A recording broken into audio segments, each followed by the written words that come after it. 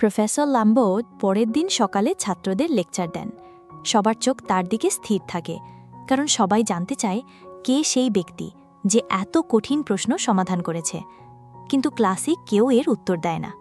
Professor কিছুটা হতাশ হয়ে বলেন যে যদি কেউ আগের প্রশ্নটি সমাধান করে থাকে, তবে এখন আমি তোমাদের আরও কঠিন প্রশ্ন দেব।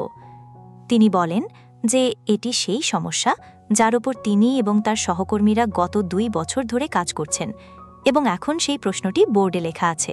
এদিকে উইল পুলিশ স্টেশন থেকে বেরিয়ে আসে এবং তার বন্ধুদের বলে যে পরের সপ্তাহে তার কোর্টের তারিখ আছে। সন্ধ্যায় সে তার চাকরিতে যায় এবং সেখানে আবার বোর্ডে লেখা একটি সহজ প্রশ্ন দেখে। সে দ্রুত সেটি সমাধান করতে শুরু করে, যাতে কেউ দেখতে না পায়। তখনই প্রফেসর ল্যাম্বো তার অফিস থেকে বেরিয়ে আসেন এবং উইলকে বোর্ডে লিখতে দেখেন। তিনি রাগে জিজ্ঞেস করেন, তুমি এখানে কি করছো? উইল সাথে সাথে ক্ষমা চেয়ে পিছিয়ে যায়। প্রফেসর মনে করেন যে এই ছেলেটি কোনো দুষ্টু ছেলে যে শুধু বোর্ডে অকারণে লিখছে। তিনি তাকে ধরার চেষ্টা করেন, কিন্তু উইল দ্রুত সেখান থেকে পালিয়ে যায়।